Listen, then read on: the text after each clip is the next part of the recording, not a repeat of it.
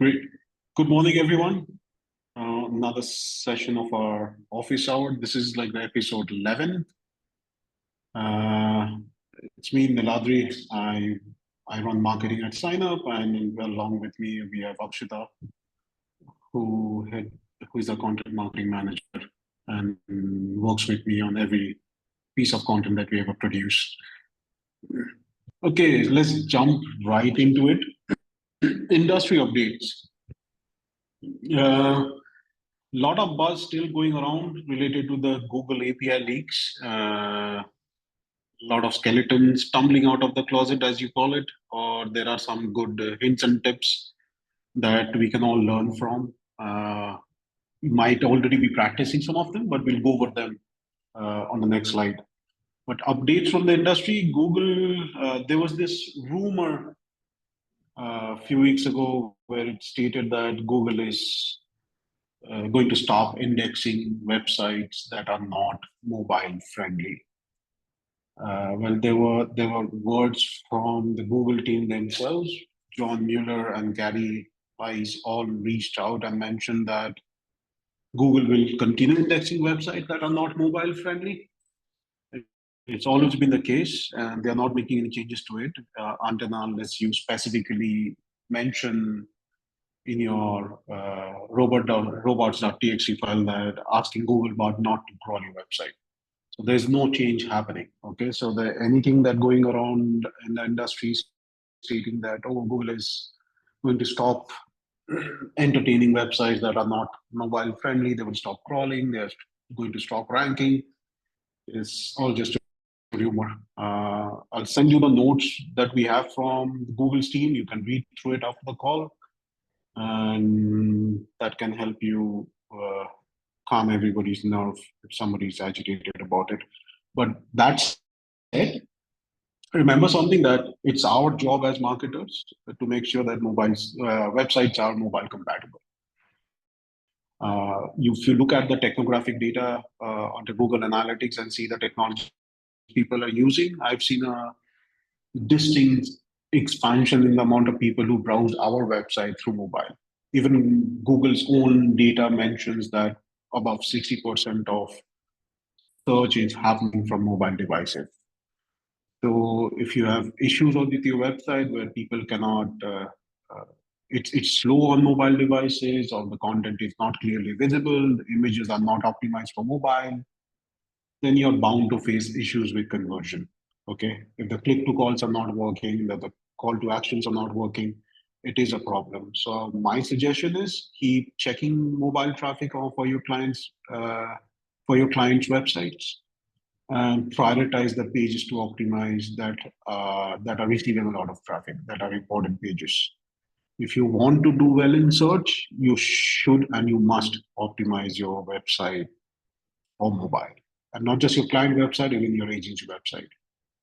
Take a look at them. Okay.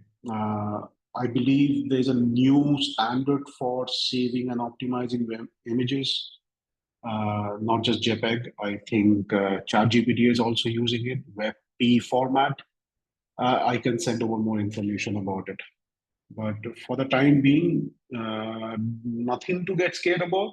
Your websites, even if they are not mobile compatible, Google will crawl them, scrape them, and try to rank them if they are worth it. Another bit of news that I came across is after the people. Okay, there's a message. Okay, yes, it's clear. So nice of you. There was this. A lot of people are running local services sites.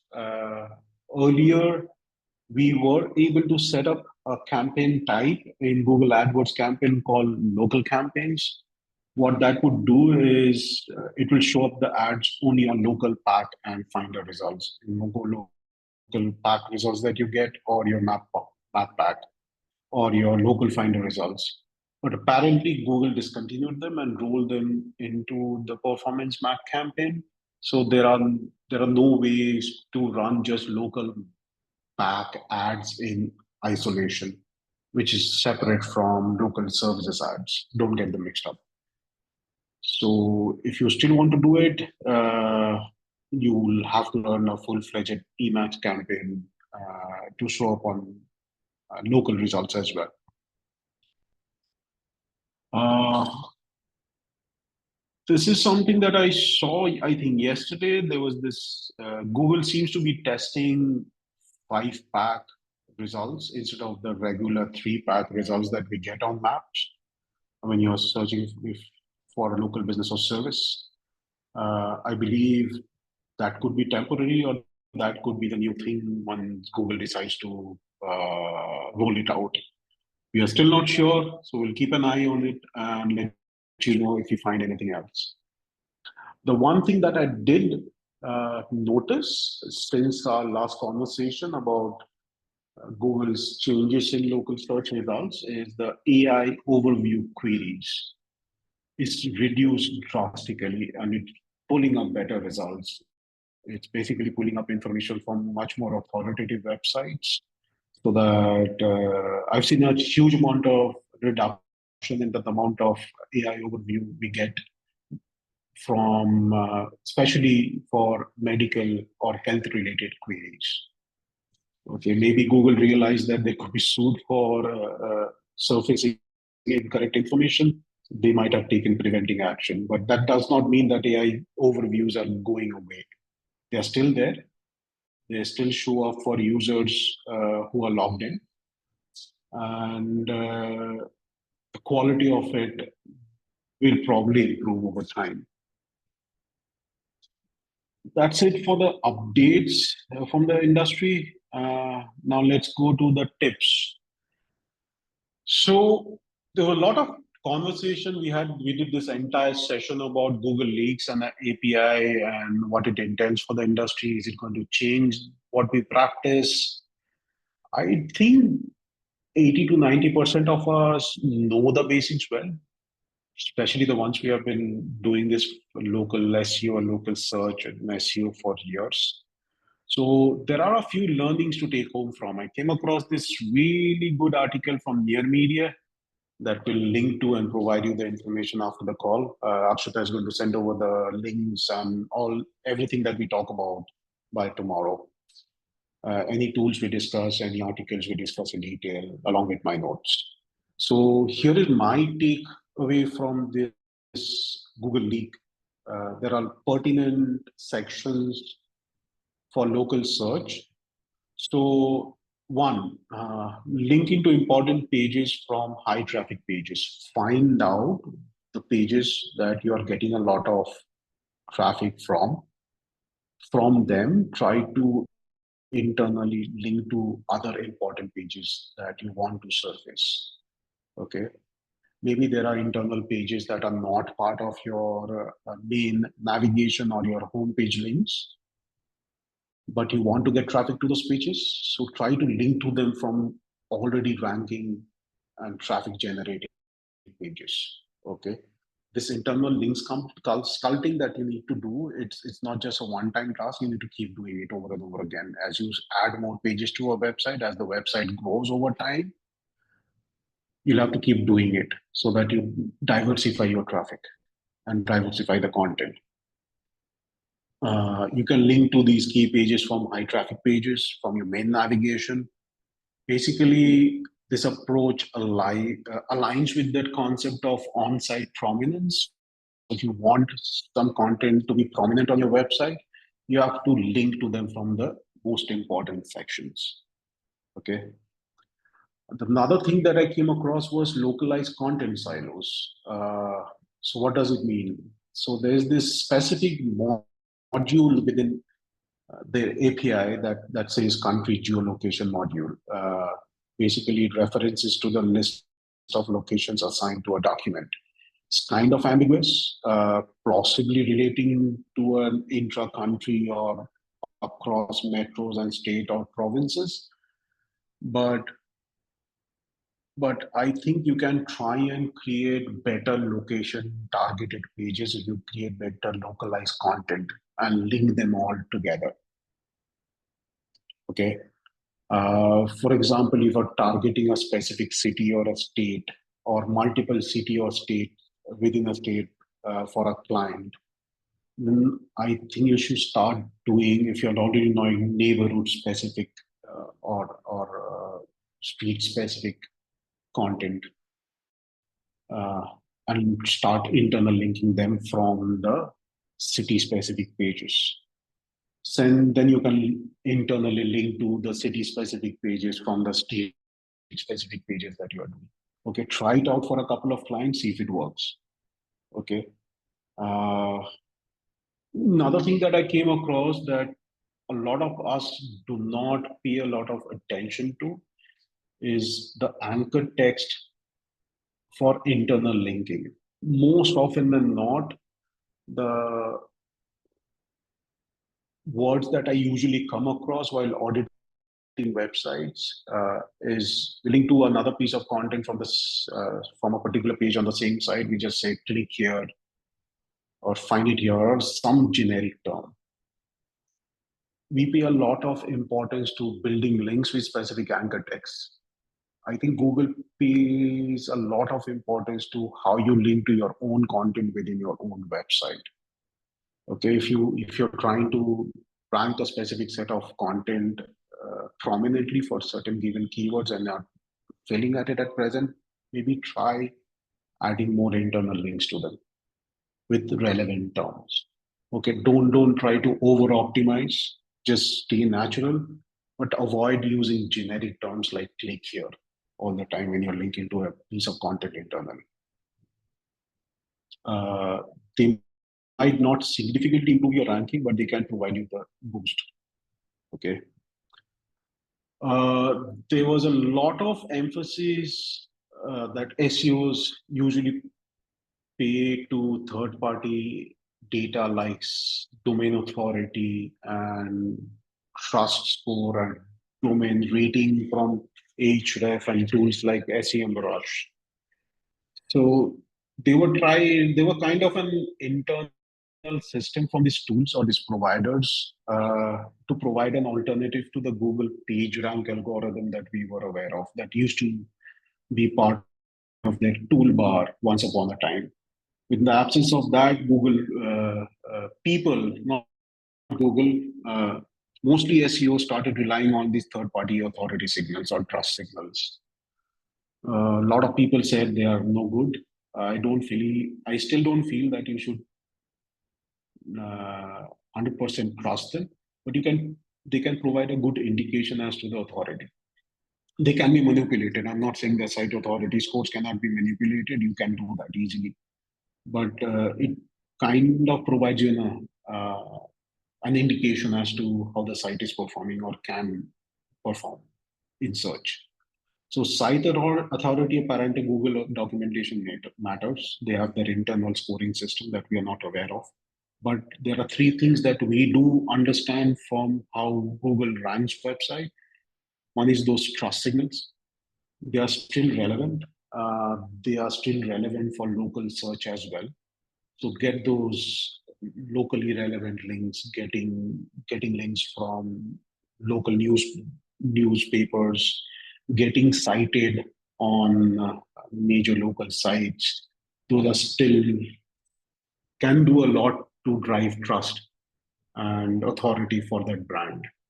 Okay, what you're trying to do with a local business is not just rank for keywords, but over a period of time, you're trying to rank it as a brand to be perceived as a brand by search engines and users alike.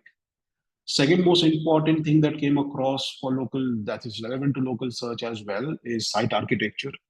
Easy to use navigation, linking to the important pages that we have already covered. And building city specific pages if you have enough content, or at least location specific pages if you are doing SEO for multi-location businesses. Then there's topical relevancy. If the site is about a particular topic, make sure you cover it from all angles and try not to diversify too much and start talking about every goddamn thing under the sun. It's not going to help you. Topical relevancy across the website matters a lot. So if you still find while auditing that people or the previous company or the previous SEO has written content that has not actually relevant to the main topics that you're trying to rank for, I think you can either remove them or even de-index them from search results. We prune our content every 6 to 8 months on our own website, and I suggest you do the same for your client websites. There was a lot of talk about entities. Entities too that can improve brand signals for a local business. So a lot of people ask me, do citations still matter? So just like every business owner, if I'm selling citations, I would definitely say, yes, citation matters. Citations is the only thing that you should matter. Short answer is yes, they matter. Long answer, citations do matter, but not as much as it used to, say 5 years ago or 10 years ago. It's probably for the good because Google is continuously evolving how they identify website, equate it to brand as an entity in local algorithm is always changing. You still need the top 40 to 50 citations that are important because they could be good discovery channels as well. You need those few industry specific listings so that you get in front of the customer at the right places. And maybe those hyper local directories who can help you rank better in local search. Beyond that, the impact of building like hundreds or even thousands of citations is negligible. It's not going to help you move the needle further. If you just say, okay, every month I'm going to do like 10 new citations for this client or 15 new, and you've been doing this for the last 10 years and it's working. If something is working, I would not dissuade you from doing it. But if you think that it was working 5 years ago and it should still work, you can spend that time and money doing other activities, maybe trying to get those citations indexed. If Google is not able to find them, then they're not going to be much use to you. We have an indexation service as well, part of some of our packages, I believe. You can reach out to your CS if you want it. But don't try to build like those hundreds of citations because you found a competitor who has like 1,000 citations. You can use that money to better do digital PR for them, get them cited on high quality websites that will establish their entity and their brand. You can try to write better content for them, be on topic, finish those clusters, etc. So that's the way I see it. Citations are important, but don't have to build like hundreds and thousands. You don't need hundreds of citations to rank anymore. Okay, a few things that I came across from customers we work with. I was trying to help somebody uh, with duplicate listings issue on Google. They had duplicate errors. They had like failed verification issues. Some of the locations needed to be re-verified. This was a multi-location brand, and there were a lot of problems with listings being merged. The one pattern I saw with them was they were using the same phone number across multiple locations. Is it something that you cannot do by as a rule? No, it is not. If you have multiple locations, multi-location businesses, you can use the same phone number across all the locations. But what Google says and what the reality is very different. When you're trying to use the same phone number across multiple locations, you're basically opening the door to a whole lot of problems. There could be duplicate errors, listings merge issues. Everything will run well till it runs.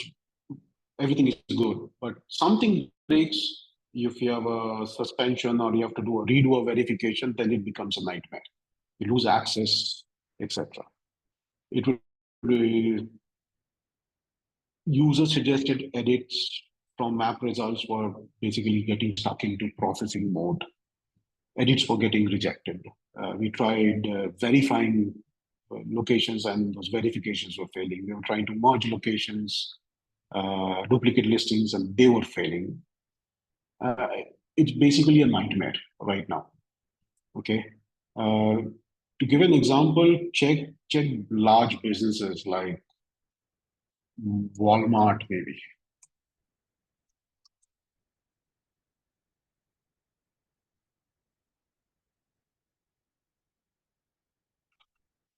Every Walmart I see, they have a this is a very large company. There is a huge potential to buy any tool that is available to optimize the listing. But look at this pattern. Every single location has a local phone number. No, no, none of that stupid 888, 800 numbers. They're basically doing something right. Okay. Anyone cites a problem that no large brands are doing this, they are large brands, let them do it. But it's as part of Google's guidelines, they clearly mention that you should have a local number present. Okay. Follow the guidelines. If you need to use a call tracking number for better attributions, even then, if you are using the same number, attribution will be a problem. I'll rather suggest go to something like call rail. There are cheaper alternatives, I'm sure. Go buy a local number for them and use that number.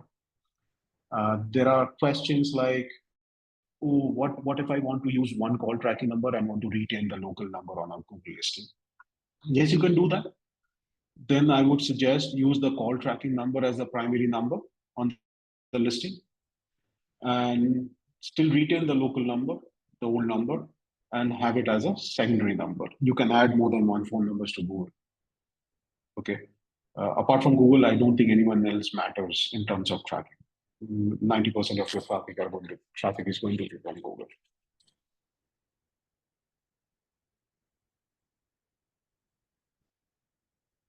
Hold on a sec, do I have messages? No.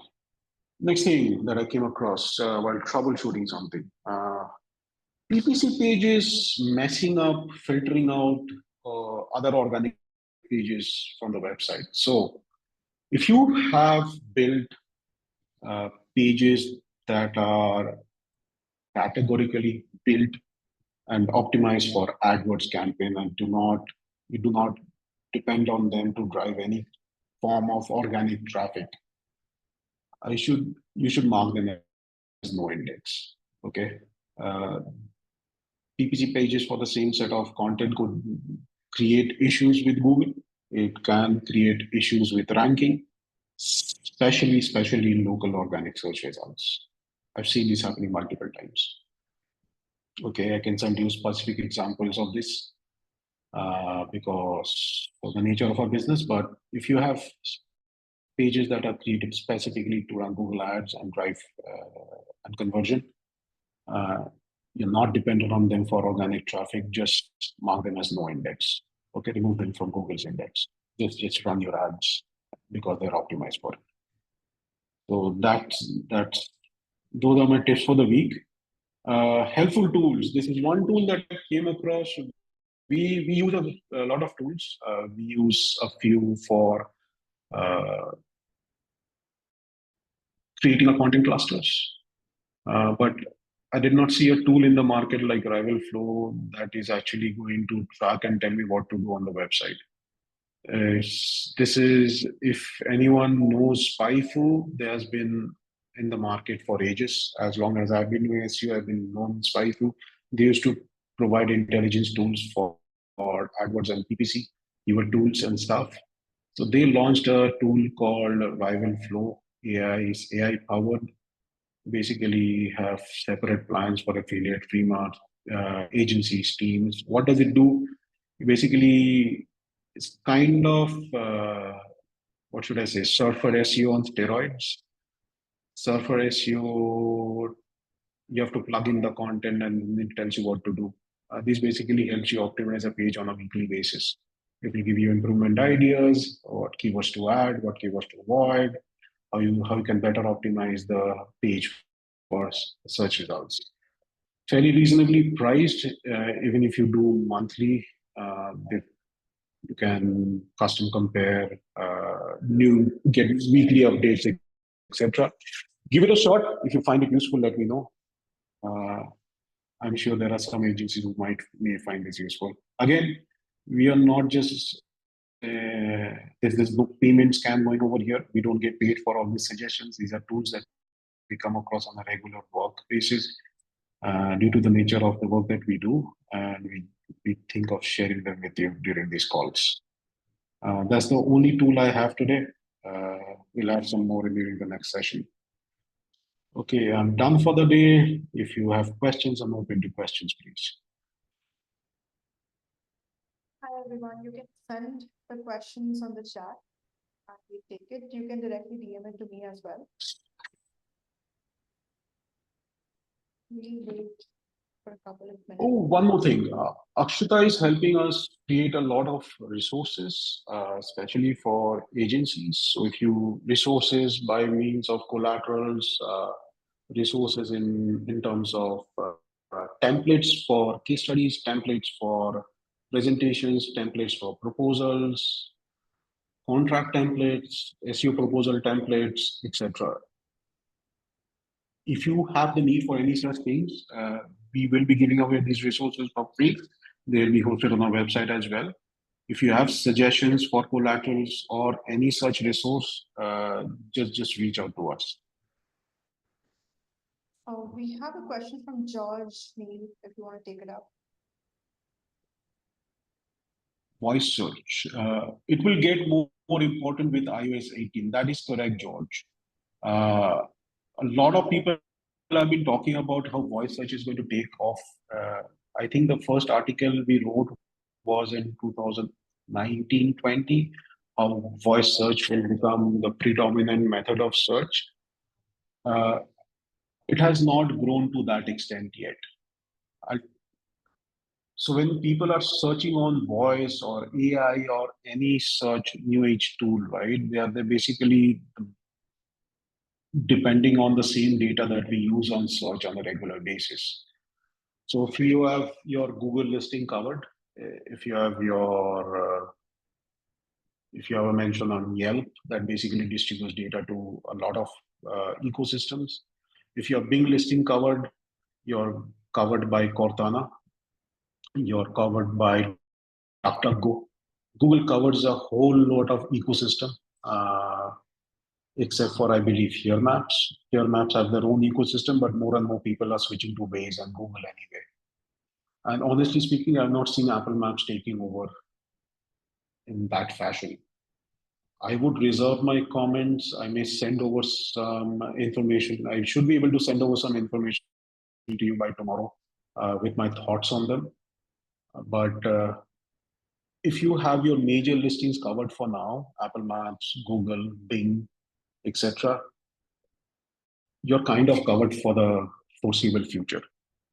I cannot talk about how data is going to get into every wearable device that is going to be around or that is around. I'm not sure how many people are actually searching for business information like we usually search for from the wearables. Apart from that, Bing, Google, Google ecosystem, and I would say to a certain extent Yelp. How do you think about Google Q&As? Thank you, I truly appreciate it. How do you think about Google Q&As on Google business profiles? How do I think? There's not a lot to think. I think of my Google profile as a means of providing the right information and surfacing the right information to the searcher. Okay. If somebody is searching for a relevant information on my profile and is able to find them on my profile, that's a win for me.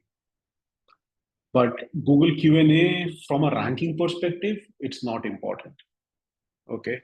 I have not seen any study to state the fact that Google Q&A is going to help you rank better. But from a customer perspective, it's very important. I would not just wait for people to ask questions and then answer them. What I would do is, if you have a help desk system, and if you are coming across certain questions on a regular basis, Google Q&A allows you to post questions as a business owner. So to go one step ahead of the rest, I would add those questions along with the answers to those frequently asked. Treat them as a frequently asked questions section on your website, FAQ. There are certain things that people ask, generic questions that people ask about your business all the time. Answer them proactively. Okay. Uh, Great. Anything else?